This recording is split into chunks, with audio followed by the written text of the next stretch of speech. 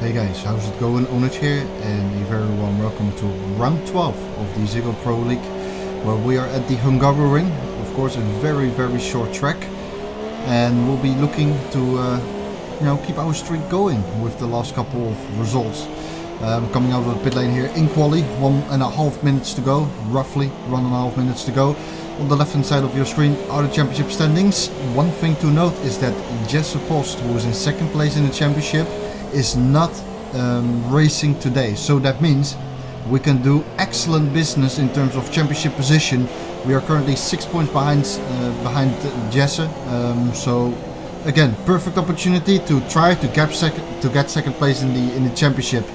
But in order to do that, we first need to start by setting a good qualifying lap. Now, I wasn't all that confident actually around this track. I thought I would be a lot more confident than I actually was. Currently I've got a 1:16.8 on the board, and that's enough for 4th place. But would it be nice to at least get in the top 3 in qualifying? Usually the races we are a little bit more competitive in the race than in quali, but still we need to do better, and there is definitely room for improvement. So here we go, last lap of the qualifying. This is all or nothing. 3rd gear, 4th gear, going down to 3rd gear there just to get the nose turned in a little bit more. First sector completed, and let's see what the time is like. We are actually 700s up in our previous time, so that's a good start. Second sector then, very tricky, also called Mickey Mouse section, which I think is right to call, especially this chicane here. 4th gear through the chicane actually. 3rd gear is a possibility through there. But I was watching some videos on YouTube and I saw people taking 4th gear through there. I was like, let's try it out myself, and it actually was a little bit better.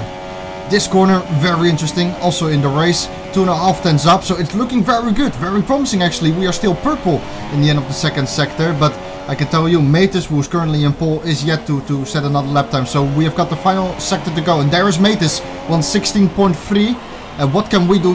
A little bit sloppy here through the final sector, could have been a bit better. DRS wide open for the very short run to line, and we get a 1:16.463, almost half a second improvement in the end, which is actually quite good. Puts us up into second place, so roughly 1/10 behind Metis. Little bit of a sloppy final sector, I would say. Could have been better through there, especially the final corner. But I cannot complain. Second place, I said it before, second place is really the maximum that you can achieve when Metis is driving. This is the setup then that we'll be using. Quite interesting with the 11 rear wing, but the track is quite unique in a few ways, but I'll come to that a little bit later as we are going to go to the start. And so 5 red lights as always, maintaining the revs there quite nicely. Lights are out and away we go. So round 12 of the season is on the way. Metis on the left hand side having a good start. The entire top 10 I believe was on the super soft tire, if I am not mistaken. At least the entire top 5 was, if I remember correctly. Coming into the first corner then, staying in position so far. So far so good though, still in second place, so let's see what we can do now. First lap of course out of 70. Very long race this is, well, not a very long race, but a lot of laps. That is because the track is of course quite short. Now let's see whether we are able to stick with Metis. I was willing to burn up a little bit more fuel here at the beginning of the race. Firstly to try to extend the gap to Ian Bastijn, who is behind us, but also to just try to see whether we are able to keep up with Metis. I mean, I didn't have high hopes before the race, because as we know, Metis is absolutely dominating most of the races. Well, I say most of the races, all of the races, pretty much. So it's gonna be very hard to keep up with him, but let's give it a shot at least. That's the best we can do. But again, I didn't have high hopes. But again, the main thing here is that we will be trying to keep this second position going, because I've said it many times before, second place really is the maximum result that you can achieve. And don't forget that Jamsel, who was just supposed in second place in the championship, he is not racing today. So I said before in this video, a massive opportunity to clinch second place in the championship, and we have to try to take that with both hands, of course. So opening up lap 2 then of the race. One thing that is also interesting here is the corner cutting. Especially the uphill left-hander at the start of the second sector. I hope that we are coming through that soon. I think we are. I'll show it right there as Metis goes a little bit deep here, but nothing too fancy. A little bit oversteer there on the exit, that's all fine. This is the corner that I meant, by the way, with the corner cut. This uphill left-hander, especially on exit, it is very easy to extend the corner. And if you extend it with by a couple of centimeters, you already get a warning. So that will be interesting in the race. Need to minimize, of course, the amount of warnings, the amount of penalties that you're gonna get. For the race, I do take the chicane in 3rd gear. Some people, even in the race, take the chicane in 4th gear, which seems very bizarre to me. And I said it before the race also. This track is quite unique in its own ways. Of course, it's a short track, but it stands out from the rest of the tracks really, especially that middle sector. It's very hard to nail it, and to be fair, I wasn't exactly confident coming into this race. And when you are not confident, you start to get irritated by the smallest things. You know, if it doesn't go your way, you are quite easily, affected by irritations and that kind of stuff. And I was, because you know, you start to think negatively, and you start to think like, this is the most, I don't know, the most unrealistic track car combination that I've ever driven.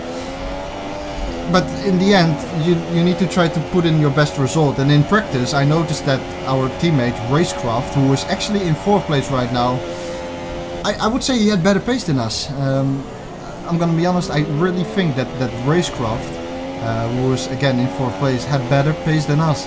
But he's currently stuck in 4th place. So that qualifying lap that we set really is decisive so far for our position. If we qualified in like 4th, 5th place, there's a good chance that we still would have been racing in roughly 4th or 5th place. And being in 2nd place, as we go a little bit wider, that was the warning that I was talking about. Being in 2nd place, it kind of gives it gives you the opportunity to control the pace a little bit more. And I was pushing relatively hard here, mostly in order to keep a 1 second lead to the car behind and make sure that he doesn't get within the arrest. But the leader made this. Again, I tried to stay with him, but there was no way I could. So it's 4.6 seconds to him already at the start of lap 14. We're approaching the pit window. It's a 2-stop race for this race, if I'm not mistaken. But yeah, like I said, mate is absolutely flew off into the distance like you would expect from him. And so 2nd place again is all that we can focus on. And like I said before, also as we pick up another warning, that is gonna be, you know, quite crucial that we stay clean out. Oh, bit of oversteer there on the curb. It is vital for us. Bit of a sloppy lap here, by the way. Maybe losing a little bit of time. It is vital for us to at least in my opinion, keep that gap above a second. And I used a little bit more fuel than I would have liked in order to do that. As you can see at the bottom right of your screen, we're currently -0.3 on fuel. But to be fair, this track is quite easy in terms of fuel management. If you stay lean for the entire middle sector, for example, you gain quite a bit of fuel margin back, if that makes any sense. So that is good. End of lap 15, pay attention to your minimap. Our teammate, who was in 4th place, Racecraft, has decided to pit. There we see it. The teammate is in the pit lane, and he is going for an undercut. So we need to be aware of that and probably respond this lap. If we don't respond this lap, he will most likely come out in front of him. He will most likely come out in front of us. And track position is absolute key here. It is vital that you have track position around a track like this. Hard to overtake. So this in lap needs to be good. We will respond this lap. We did have a little bit of a gap to the car behind. That is again why I was using a little bit more fuel in the stint. Firstly, to keep the car behind out of the arrest zone, but secondly also to, you know, keep the gap as big as possible so that an undercut would be relatively hard to perform. And so far it's going pretty well, because I think when Racecraft entered the pit lane, he was roughly 1.5 to 2 seconds down on us. So if we have a good in-lap here, we should be good. A little bit of sliding down. You can see now that we are pushing lap 16 of the race, a little bit wide here as well. So somewhat, you know, starting to overdrive the car. That is still, I think, a learning point. We are now at the stage, I think, on this game where we are able to drive relatively consistent, well, quite consistent in the races, without making any mistakes. You know, having the right consistency, the right choices. Making the right choices, I should say. But in moments like these where you have an in-lap and you need to push, I tend to overdrive the car a little bit too much, and when you overdrive the car too much, that's exactly when you're actually going to end up being slower. So coming into the pit lane here, and there's actually a Haas in as well. That is Counter-Strike, and because he came in as well, we were a little bit held there in our pit box. So Will that mean that our teammate is going to end up in front of us? I really hope that this wasn't the case. Pit exit then, look at the minimap. Is that our teammate? It is not yet. Is this our teammate? Yes it is, there's Racecraft. He went for the super soft just like us, but he did jump us, did he? Well, it's not over yet. We are side by side coming into the second corner here.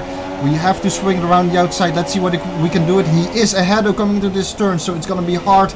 Is it going to be too hard still around the outside? Yes, it is going to be too hard. So lap 17 of the race, and with the pit stop there, we were, I think, held for maybe 2, maybe 3 tenths in the pit box there. And that exactly allowed Racecraft to get by us. But I wasn't exactly, you know, disappointed with that. I thought this was the right opportunity to start saving fuel. We are now minus 0.4 in terms of fuel, so here we go. Hear the engine as well. You know, maintaining very low revs. You can hear it there in the engine. Maintaining very low revs, short shifting quite a lot here in an attempt to start saving fuel and perhaps try to get our teammate back at the late stage of the race. But I absolutely knew that there was no way I could let Racecraft, very close there to the back of Flying Dutch Roger, who stayed out on his soft tires. But like I said, I knew that I cannot let Racecraft escape. If I let Racecraft escape and he will end up a second away from us, so we are outside of his DRS zone, then it's gonna be really hard to try to go for another overtake, because again, I said before in this video, I do believe that he has got the raw pace on us. He is faster than us in terms of raw pace, but as soon as he is in like traffic, or maybe he gets put under pressure, maybe that's the part of the race, that's the part of his driving where he still needs to develop a little bit. At least that's how I feel.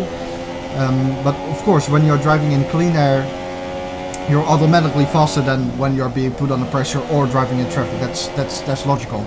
That makes sense, of course. So we absolutely need to stick with him here. At the end of lap 18 there, we were roughly minus 0.3 in terms of fuel. Lap 25, look at this, what a massive difference, plus 0.2 of laps of fuel. So we have done quite a lot of fuel saving behind our teammate, and we are able to stay with him. So that is very important, and that gives good chances for the rest of the race and good chances of getting that second place back. Now the good thing is here, it is a freeway battle for P2, because of course don't count Ian Bastijn out, he is also quite close to us. So looking like a good battle here. Not only are we battling with Racecraft, but also with Ian Bastijn, and we are not yet halfway past the race. I should say we are not halfway in the race yet. That's a better sentence, isn't it?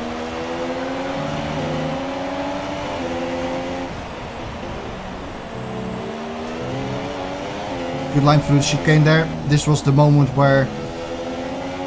in the race where I said to myself, okay, I saved quite a bit of fuel here, went from 0.3 laps of fuel, minus 0.3 to plus 0.2 laps of fuel in a space of, what was it, 7 or 8 laps. I stayed with Racecraft KLM. I am now going to be more willing to burn more fuel again. Try to go for an overtake and see whether we can then pull away from Racecraft again. Try to get outside of his DRS zone and, you know, maybe pull away and clinch the second place. But look at this, lap 26 of the race. A little bit of a hit there with Racecraft, and I was not going to overtake Racecraft there. You can see it, I closed my DRS. With the contact there in the final corner, I felt like it wasn't going to be all that fair to really go for a move. But interestingly enough, like I said, we are at the stage of the race where I am willing to attack a little bit again, burn a little bit more fuel again, try to go for the attack after we have been in the saving mode, so to say, for the last couple of laps. But the final corner, Racecraft and ourselves take massively different lines through there. I'm sure you will notice it through the rest of this race here, because Racecraft tends to go deep into the corner, take a wide line on entry, and then carry more speed down the straight. And oh, look at that! What a stupid mistake. Lap 27 of the race, we pick up our first penalty, 3 second penalty. A little bit gutted about that, but it can happen. If we stay clean for the rest of this race now, you know, we will only have 3 second time penalty after 70 laps, which still isn't too bad. So deep breath, try to stay calm again. But what I was on about, this final corner here, I take a much, you know, tighter line on entry. I stay very tight. This time not really all that noticeable, but usually Racecraft takes a really deep line going into the final corner. It's really funny to see the different kind of lines there. And you know, as the attacking party, I do need to keep that in mind, and I do need to make sure that I don't make any contact in the final corner there with our teammate, because he cuts back on the exit of the corner, so there is a chance that we get cut off by him. That won't be his fault, it will be our fault, because we are the attacking party, we are coming from behind, we are responsible for not making any contact, as we are very close now behind him, but this is not a place where we can go for an overtake just yet. Again though, I need to be careful there with the final corner, because the different lines is quite funny. So lap 31, again the last couple of 3 or 4 laps or so, I went with fuel saving mode again. You can see it, plus 0.3 laps of fuel spare, which is quite a bit again. But, you know, what are we gonna do? Because we are currently stationary in 2nd place, and the best thing about this fight here is that we have got 3 cars, which are all so closely paced, like closely matched to each other. It's quite unreal. I think if you have these 3 cars, if you let these 3 cars race in clean air over the course of 70 laps, on average I think we will be separated by 1 to 1.5 tenths per lap maybe. I do think that Racecraft has got the upper hand, like I said before.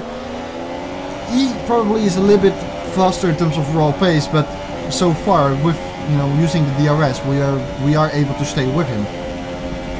What I was worried about though was of course the 3-second time penalty. At this stage of the race I was not exactly sure whether either Racecraft or Ian Bastijn behind also had penalties, so I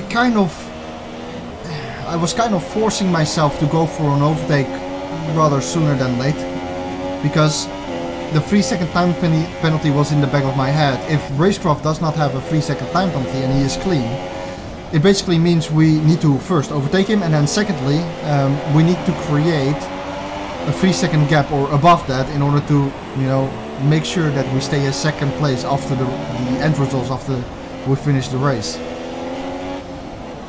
So I had to come with a little bit of a plan here.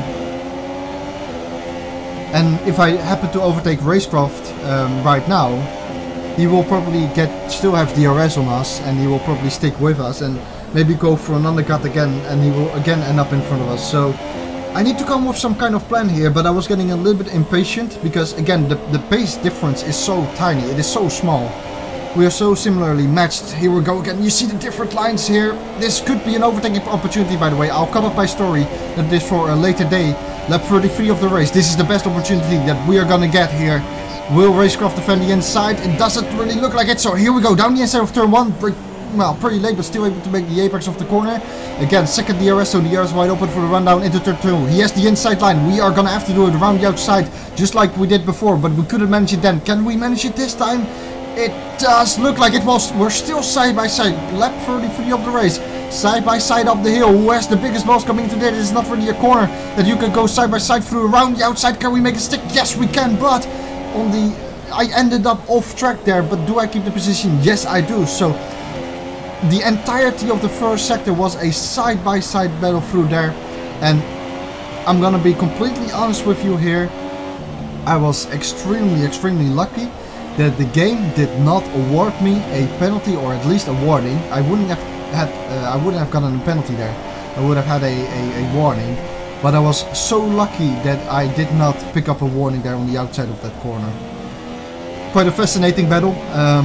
Again, I'm gonna be very honest, I did make the overtake, in my opinion, outside of the track limits. So that's also what I said to my teammate at the end of the race. I was kind of doubting whether I should give the place back, but I said to my teammate after the race, and now I'm by the way focusing on trying to build a 1 second gap, of course, but I said to my teammate after the race, listen, you know, that battle we had, absolutely fantastic, but feel free to protest if you want, because to be fair, I did make the overtake outside of the track limits, but there's a lot of mutual respect between Racecraft and I. We know each other from sim racing, and he also said, you know, just, you know, leave it be. It was a good battle. I'm not gonna protest such a tiny thing, so, you know, a lot of respect, and that is always nice. Back to the race though, lap 36, Ian Bastijn this time went for another cut. We are responding in lap 37, that means that Racecraft needs to stay out. because of course we cannot double stack this pit stop while Racecraft was so close behind us. Funny thing, I could not extend the gap to Racecraft. I could not cut that gap over a second and get Racecraft outside of our DRS zone. So, like I said before, we are so similarly paced, and again, I was quite worried that the cars around me did not have a 3-second time penalty. So coming outside of the pit lane, luckily staying in front of Ian Bastijn. That is good. So we have covered the undercut from Ian Bastijn successfully, and by the time Racecraft pits, we should be able to, you know, stay in front of him as well, because he is right now driving on all the tires. So this race absolutely not over yet, but what a battle there in the first sector. Like I said, Racecraft and myself know each other very well from sim racing.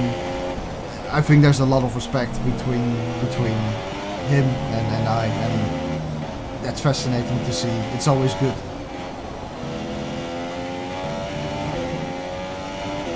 Like, I'm not gonna talk down on someone, but ooh, bit of a slide there. But if I were to you know, battle like that hard, side by side through, what is it, 1, 2, 3, 4, like 5 4-ish corners, I wouldn't have been able to do that with everyone in this grid. And I don't mean that disrespectfully to anyone else in this grid.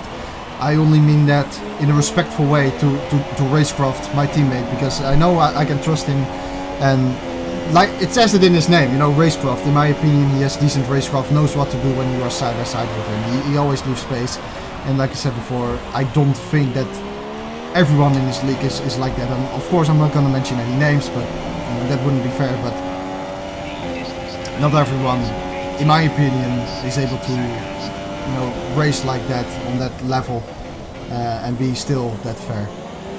So lap 47 on the race, there is Counter-Strike in front of us, and you might be wondering, wait, Counter-Strike in P2? Where did that come from? Well, you remember the Haas that actually held us up a little bit in the first pit stop. That was Counter-Strike, and he went with an alternative strategy. That means that he is right now on old softs, so we should be able to make the move. And right now we come to a crucial part of the race. Lap 47, I pretty much knew at this point, you can see that I used a little bit more fuel again. I knew at this point that getting the gap over a second to Ian Bastijn was near enough impossible. Like, the pace was too similar. One time the gap would go to 1.1 second, and I was like, yes, you know, he's outside of my DRS zone. Then the next lap he again shrunk the gap down to 9/10, and that kind of stuff kept going back and forth. So the only option really that I have right now is using Counter-Strike here as like a buffer. So what I need to do is get by Counter-Strike as soon as possible, preferably here into the first turn. We're still quite a little way back, but can we do it? It seems like we can. So yes, down the inside of turn 1, make sure that we brake late, make sure that we get that place, which we do. So up into second place again, and now, like I said, we need to use Counter-Strike as a buffer. Right now is the time where I need to drive at my absolute maximum. I don't care if I burn up a lot of fuel. I absolutely don't care. This is the only opportunity that I'm gonna get to extend the gap to roughly 3 seconds or over, as we see a car in front of us who is struggling. This is the only chance that I'm gonna get to get the gap to Ian over 3 seconds. And I need to use Counter-Strike as a buffer in order to do that. And actually, I'm lucky. I'm very lucky, because if Ian Bastijn hit Counter-Strike his gearbox at the end of the final corner, he would have been able to overtake him coming into turn 1. But now he actually gets held up for the entirety of the first and second sector. And this is exactly what we need. It is exactly what we need. Ian is still behind Counter-Strike while they are battling. And of course, while they are battling, they are losing time. Ian is losing time. Counter-Strike pits. So that's a little bit of a shame. That releases Ian Bastijn. But let's have a look at the gap. It was 1 second before. Now it is 2.2 seconds. That means we need to try and gain 8/10 over the course of the next 20 laps, and that is hard. Trust me, 8/10 does not seem like a lot, but it is very hard. We skip to the second sector of lap 56. What is the gap? 2.3. So you see it right there. You know, it was 2.2 before. in lap 50 or something like that. In 6 lap time, I only gained 1/10. So it is very hard. It is pushing, pushing, pushing, just trying to push and do the maximum that you can. And this is a part of the race where you really start to have tunnel vision. You know, you only see the track in front of you. You don't really have to look in your mirror. The only thing that I'm looking at is at the end of every lap, I'm looking at the gap. And usually the gap would pretty much stay the same. Again, you see it right there. It's still 2.3 seconds. And trust me, I was pushing as much as I could. And I somewhat need perhaps my teammate to make life a little bit more easy for us as well. Because if my teammate, who is currently in 4th place, starts to attack Ian, of course, when they are battling, it will cost them time. Lap 57 then, 2.3 it was. It is now 2.4. So we are extending the gap slightly. Lap 58, 2.6. Lap 59, 2.6. Lap 60, 2.8. So here we go. Lap 61, 2.9. Here we go. Then, lap 65, we have got the 3-second gap, roughly. We get a warning. By the way, the gap down to 2.6 again, so probably made a mistake somewhere in the last couple of laps. And the gap, again, it was 3 seconds before, it is now 2.6, so we've got 5 more laps in order to try to get that gap over 3 seconds. Lap 66, again doing the same thing, picking up a warning. That is the final warning that I can pick up before I receive a penalty. So I need to be very careful from now onwards. Also be careful with the fuel usage. But luckily, starting lap 70, Racecraft started battling with Ian Bastijn and he overtook him. The gap, 3.6 seconds. And with that, it seems like 2nd place is sealed for us. Now, because, you know, these videos are 30 minutes, I need to try to cut the videos as much as I can, but trust me, the last 20-30 laps were really, almost qualifying laps, almost. Trying to get that gap over 3 seconds, and honestly, I was not even sure whether the cars behind me picked up a penalty, because if I did also pick up a penalty, then, you know, I did not even need to build the gap up to 3 seconds, but at least I wanted to at least make sure that I would be able to finish the 2nd place, even with the 3-second time penalty, of course. But again, we are doing very good business in terms of championship. Matus wins. 25 seconds is the gap that he had to us.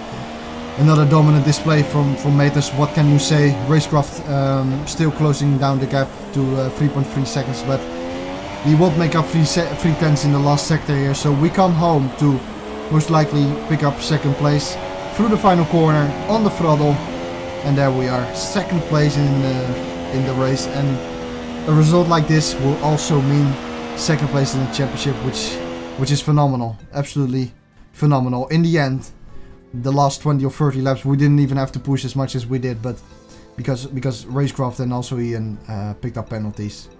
But oh man, again another 2nd place. Maybe the race was not all that exciting in terms of side-by-side on-track battling. Of course we had that fantastic battle with our teammate, but other than that it was more or less of a... It was a bit of a strategy game as well, because there were 3 cars battling for 2nd place and you were always like trying to fight in order to keep the gap over a second and keep the car behind you outside of the DRS zone.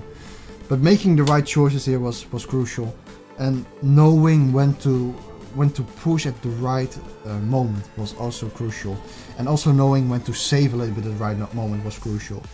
The moment that we made our our first pit stop and end up behind our teammate, that was the moment where I said to myself, okay, gotta stay calm here. We were a little bit negative in terms of fuel, so I said to myself, save fuel from now onwards. And with that fuel that you save, you can later on attack, which is exactly what we did. It worked out according to plan, and this also means that we have been doing very good business in the championship. So clinching 2nd place in the championship, who would have thought that actually at the start of the league. We are heading into the summer break now, and I'm absolutely looking forward to the next, or to the last season half, and make sure that we finish in 2nd place. It's gonna be tricky, it's gonna be hard of course, but you know, I am quite motivated in order to secure that 2nd place at the end of the season. But there's still a very long way to go, of course. But again, who would have thought at the start of the season? I really took a very light approach to the season. It was like, well, if we get the top 5 every race, then that's cool. But I did not expect to be right here in second place at the halfway mark of the season. That's pretty much it though. Thanks ever for your support. It has always been fantastic. So again, thanks very much for that. I'm gonna close this video off there. Hope you have enjoyed this video. If you did, I would sincerely appreciate a like. That's pretty much it though for me. Take care of yourselves please. And goodbye.